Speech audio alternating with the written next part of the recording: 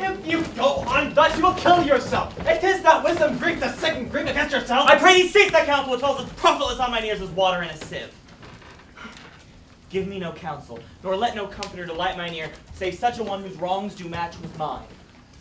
Bring me a father who so loved his daughter, whose joy of her is overwhelmed as mine, and bid him speak of patience. Let him measure his woe, the length and breadth of mine, every strain for strain, and thus for thus, and such a grief for such, and in every lineament, branch, shape, and form, and bid him speak of patience. If such a man will smile and stroke his beard, sorrow wag, cry hem when he should moan, patch grief with proverbs, and make misfortune drunk with candle wasters, bring him to me, and I of him will gather patience.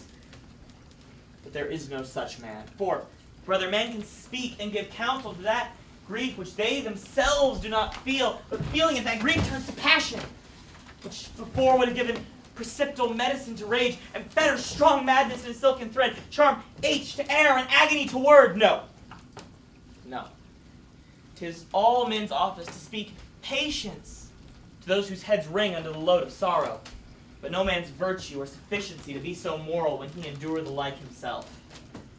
Therefore give me no counsel. My grief cries louder than advertisement. Therein do children from men nothing to their... I pray thee peace. I will be flesh and blood.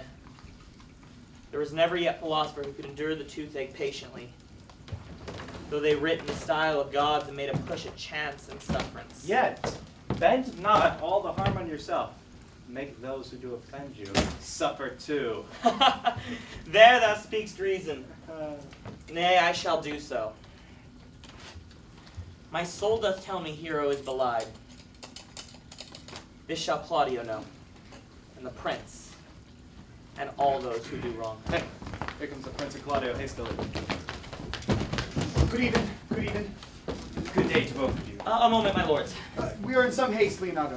Oh, some haste, my lord. Well, fare thee well, my lord. Are you so hasty now? Well, all is one. Nay, do not quarrel with us, good old man. If he could right himself of quarreling, some of us would lie low. Who wrongs him? I say thou dost wrong me, thou dissembler thou. Nay, lay thy hand not on thy sword. I fear thee not. Marry, beshrew my hand if it should give your age such cause of fear. In faith, my hand meant nothing to my soul. Tush! Tush, man, do not fleer and jest at me. Speak not like a dotard or a fool, under privilege of age to say what I would do were I were young, or would have done were I not so old. No, Claudio, to thy head. Thou hast belied my innocent daughter and me, that I am forced to lay reverence by, and with bruise of many days and gray hairs do challenge you to the trial of a man. I say thou hast killed mine innocent child. Thy slander hath gone through, and through her heart she lies buried with her ancestors, in a tomb where never scandal slept, save that of hers, framed by thy villainy. My villainy? Thine, I say, thine! You say not right, old man. My lord, I'll prove it on his body if he dare. Despite his nice fence and his active practice, his May of youth and his bloom of lustihood. Away. I will not have to do with you. Canst thou so daff me?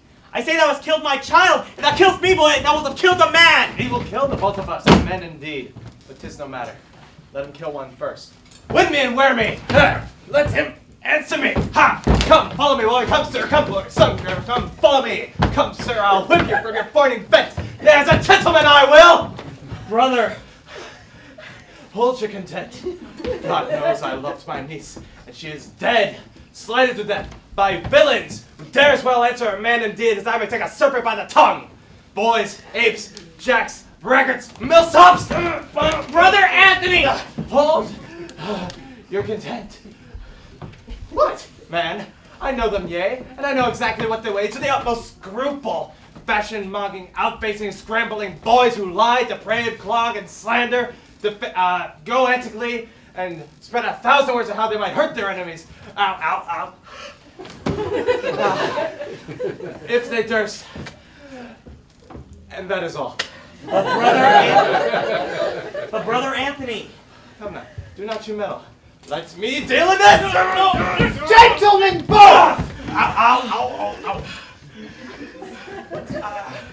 We will not wait your patience. My heart is sorry for your daughter's death. But on my honor, she was charged with nothing but was true and very full of proof. My lord, I will not hear you. No? Come, brother.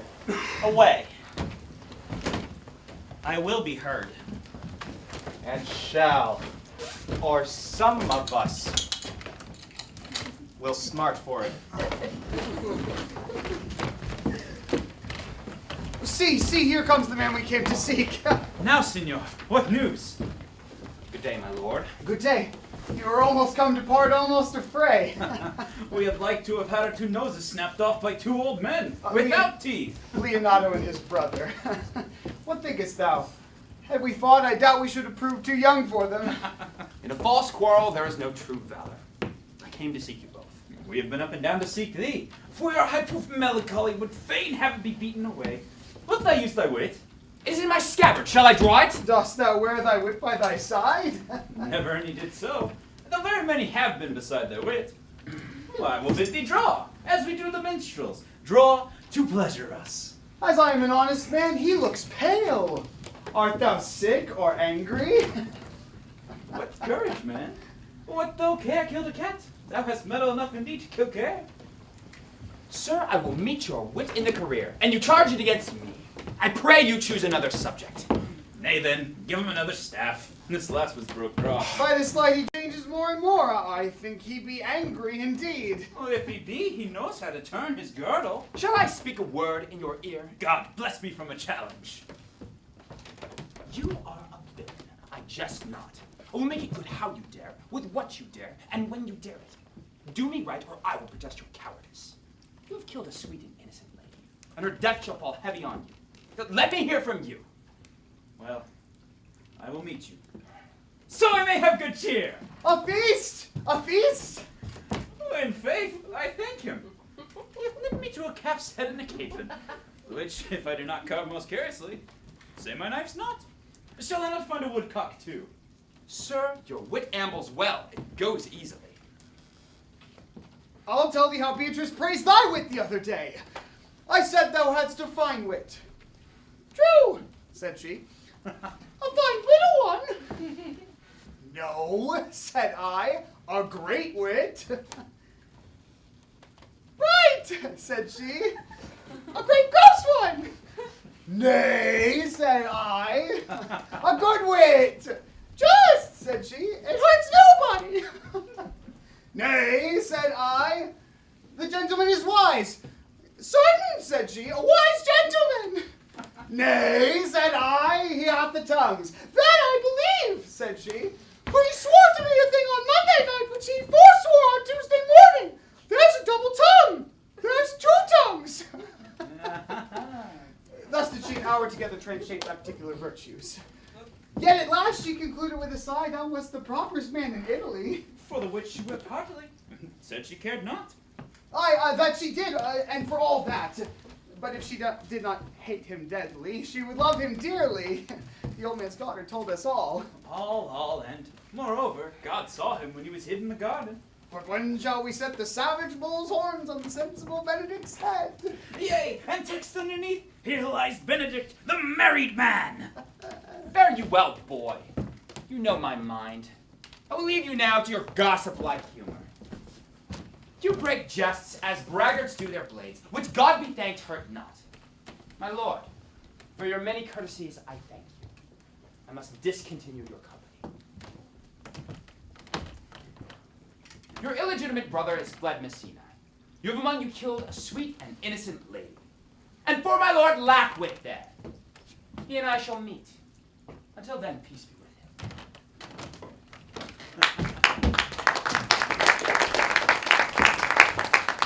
Huh. He is in earnest, He is in most profound earnest, and I'll warrant you, for the love of Beatrice. and hath challenged thee. Most sincerely. What a pretty thing a man is when he goes about in his doublet and hose and leaves off his wit. Ah, he is then a giant to an ape. What then is an ape a doctor to such a man? Well, soft you now. Pluck up my heart and be sad. Did he not say my brother was fled? Come you, sir, if justice cannot tame you, she shall never weigh more reasons in her balance. And you be a cursing hypocrite once, you must be looked to. Oh, now 2 of my brothers been bound. Borachio one. Hearken after their offense, my lord. Officers, what offense have these men committed? Marry, sir, they have committed false report. Moreover, they have spoken untruths. Secondarily, they are slanderers. Sixth and lastly, they have belied a lady. Thirdly, they have verified unjust things. And to conclude, they are lying knaves. First, I ask thee, what's their offense? Thirdly, I ask thee what they have done. Sixth, and lastly, why they are committed. And to conclude, what you lay to their charge. Rightly reasoned, and in his own division. By my troth, there is one meeting well suited. Masters, who have you offended that you are thus bound to your answer? This learned constable is too cunning to be understood. What's your offense? Sweet prince, let me go no farther to mine answer. Do you hear me? And let this count kill me.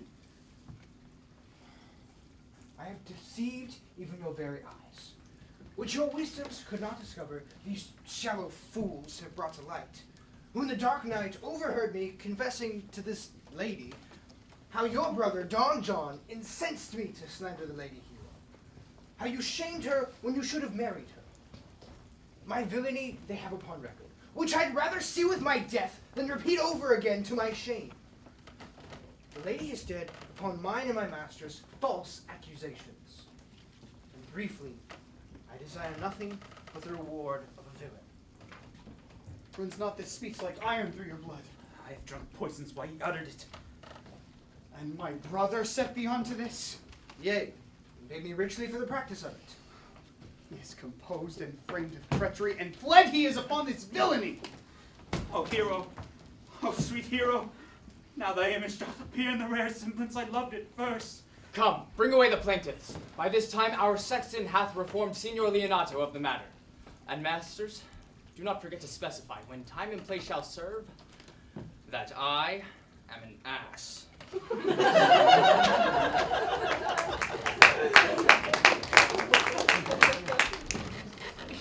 Here comes Master Signor Leonato, and his brother. And the sexton, too. Where is the villain? Let me see his eyes, that when I meet another man like him, I may avoid him. Which of these is he? If you would know your wronger, look on me. Art thou the slave that with thy breath hath killed my innocent child? Yea, even I alone. No, villain, thou beliest thyself. Here stand a pair of honorable men. A third is fled that had a hand in it. I thank thee, princes, for my daughter's death. Record it with your high and worthy deeds. 'Twas bravely done, if you bethink you of it. I know not how to pray your patience. Yet I must speak. Choose your revenge yourself. Impose me to what penance your invention can lay upon my sin. Yet sinned I not, but a mistake. By my soul, nor I. And yet, to satisfy this good old man, I will bend under any heavy weight that he'll enjoin me to. I cannot bid you bid my daughter live. That were impossible. But this, I pray you. Impress in the people of Messina here how innocent she died. And if your love can labor aught in sad invention, hang her an epitaph on her tomb. Sing it to her bones. Sing it tonight.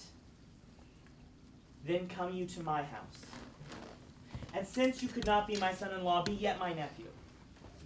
My brother has a daughter, a near copy of my child that's dead, and she alone is heir to both of us. Give her the right you should have given her cousin, and so dies my revenge. Oh, noble sir, your overkindness doth bring tears for me. I do embrace your offer, and dispose henceforth of poor Claudio. Tomorrow then I expect your coming. Tonight I take my leave. This naughty man will face to face be brought with Margaret, who I believe was packed into all this wrong, hired to it by your brother. No, by my soul she was not, nor knew not what she did when she spoke with me. But always have been just and virtuous, by anything that I do know by her.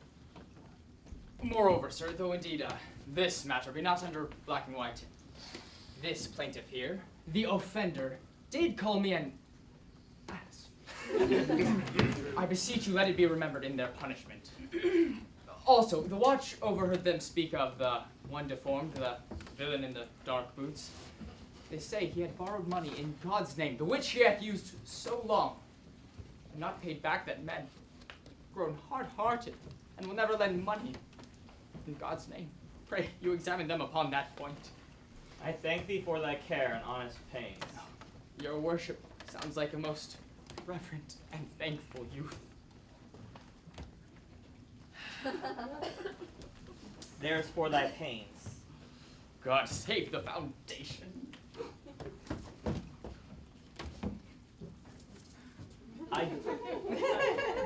I discharge thee of thy prisoner. Fare thee well. I leave an errant knave in your worship, which I beseech you to correct your worship for the example of others. I wish your worship well. May God restore you to health, and God keep your worship. I humbly give you leave to depart, and if a merry meeting may be wished, God prohibit it. Come, neighbor.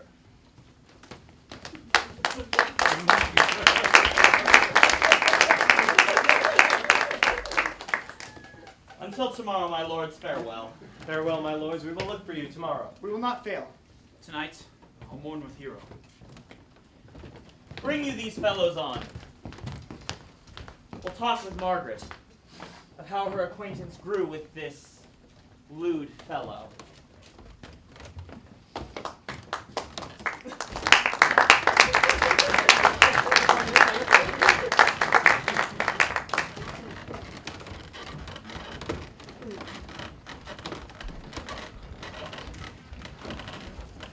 Sweet Mistress Margaret, deserve well at my hands by helping me to the speech of Beatrice.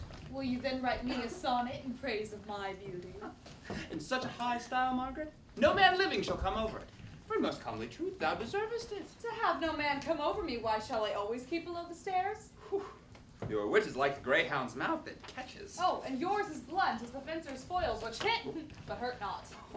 'Tis a manly wit, Margaret. It will not hurt a lady.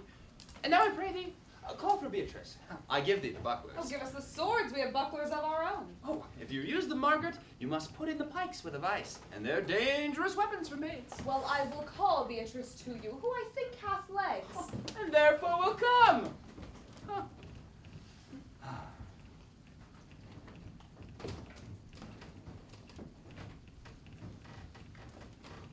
The God of love that sits above and knows me how pitiful I deserve. I mean in singing, but in loving.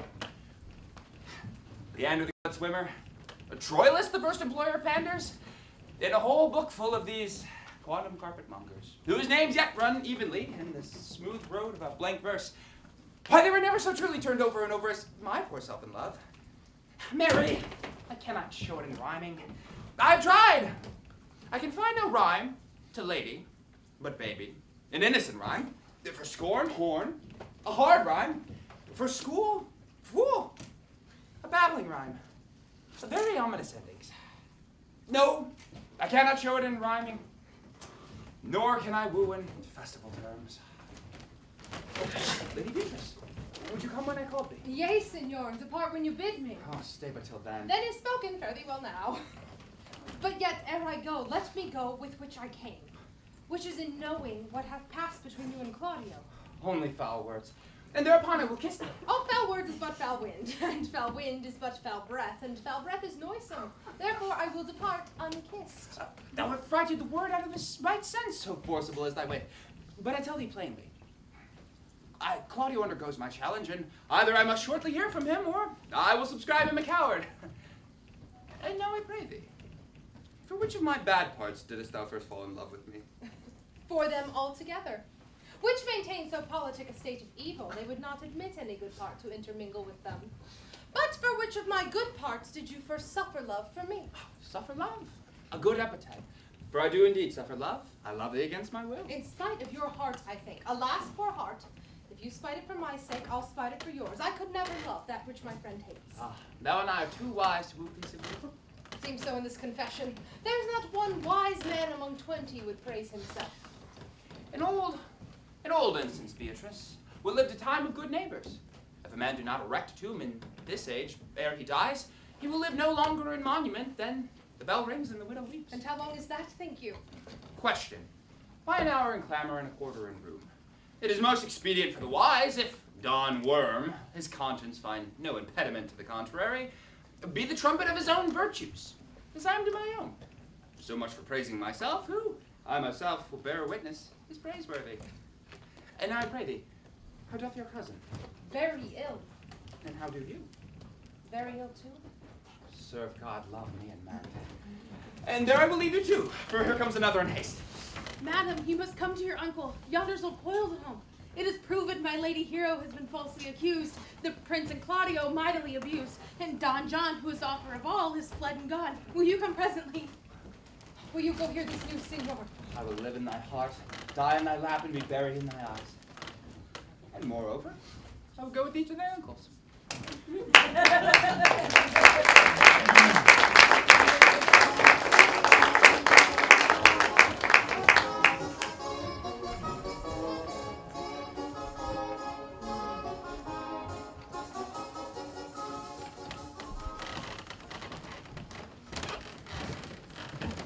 Did I not tell you she was innocent? So are the prince and Claudio upon the error that you have pervaded. Although, Margaret is at some fault in this.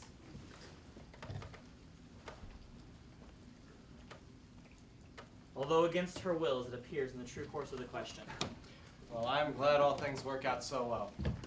As am I, being else by faith and forced to call young Claudio to a reckoning for it. Daughter, and you gentlewomen all, withdraw into a chamber, and when I send for you, come hither masked. The prince and Claudio promised to meet by this very hour. Brother, you know your office. You must play father to your brother's daughter, and give her to young Claudio. Which I will do with her guidance. Friar, I must entreat your pains, I think. To you what, Signor? Oh, to bind me or undo me. One of them. Signor Leonardo. Truth it is, good Signor, your niece regards me with an eye of favor. And I that my daughter lent her, it is true. And I do with an eye of love reply to her. The side of which I believe you got from myself, from the prince, and from Claudio, but what is your will? Your answer, sir, is enigmatical. But for my will is your good will. Stand aside ours this day, that we can join in the state of honorable marriage. For which, good friar, I shall desire your help. My heart is with your liking.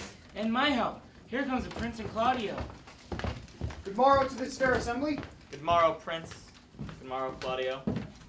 Are you yet determined to marry my brother's daughter? I'll hold my mind, were she a harlot. Bring them on, brother. Here stands the friar ready. Good morrow, Benedict. Why, what's the matter? You have such a February face, so full of frost, of storm, and fogginess. I think he thinks upon the savage bull. Hush, fear not, man. We'll tip thy horns with gold, and all Europa shall rejoice at thee, as once Europa did blessedly Jove when he would play the noble beast in love. Bull drove, sir, had an amiable low. And some such strange bull left your father's cow and got a calf in the same noble feed. Much like you, for you have justice to lead. Oh, for this I owe you. Here come other reckonings.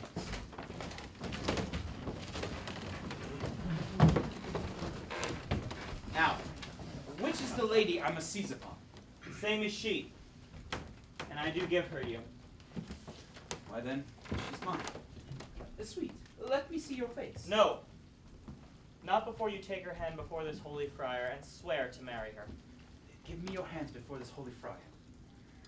I am your husband, if you like of me.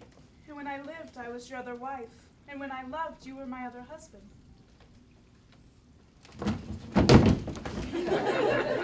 Another hero? Oh. Nothing certainer. One hero died defiled, but I do live. And as surely as I live, I am a maid. The former hero. Hero that is dead. She died, my lord, but whilst her slander lived. All this amazement cannot qualify. When after that the holy rites are ended, I'll tell you largely a fair hero's death. Meantime, let wonder seem familiar, and to the chapel let us presently. Soft and fair friar. Which is Beatrice? I answer to that name. What is your will? Do not you love me? No. No, no more than reason. Well, then your uncle and the prince and Claudio have been much deceived. They swore that you did. Do not you love me? Troth? No. No more than reason. Then Hero and Margaret and Ursula were much deceived, for they did swear you did. They swore that you were sick of them. They swore you were well nigh dead for me. Well, it's no such matter. Then you do not love me. No, but in friendly recompense. Come, cousin. I am sure you love this gentleman. Well, and I'll be sworn upon it that he loves her. For here is a sheet of paper. A lovely son of his own pure brain. Fashioned to Beatrice. Here's another written my cousin's hand, stolen from her pocket, containing her affection unto Benedict.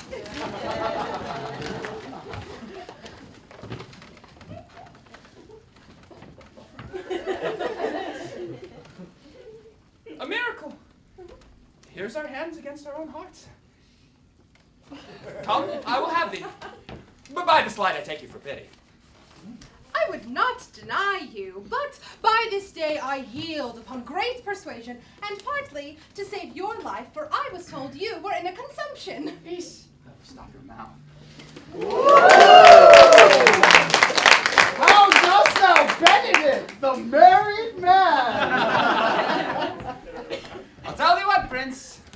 A college of wit crackers could not flout me from the career of my humor. Dost thou think I care for satire or an epigram? No! If a man be beaten with brains, he shall wear nothing handsome about him. And therefore, because I do purpose to marry, I can think nothing to any purpose that the world can say against it. And therefore never flouted me for what I have said against it. For man is a giddy thing. And this is my conclusion. For thine part, Claudio, I did think to have beaten thee. But in that thou art like to be my kinsman, live unbruised and love my cousin. I'd well hope thou wouldst have denied Beatrice, that I might cudgel thee out of thy single life, to make thee a double dealer, as thou wilt most certainly be, if my cousin do not look exceedingly narrowly to thee. Come, come, we are friends. Let us have a dance ere we are married, that we may lighten our own hearts and our wives' heels. We'll have dancing afterwards. First of my word, therefore play music. Prince, thou art sad. Get thee a wife. Get thee a wife. There's no staff more reverend than one tipped with horn. My lord, your brother John is taken in flight and brought back with armed men to Messina. Think not on him till tomorrow. I'll devise thee brave punishments. Pipers, strike up!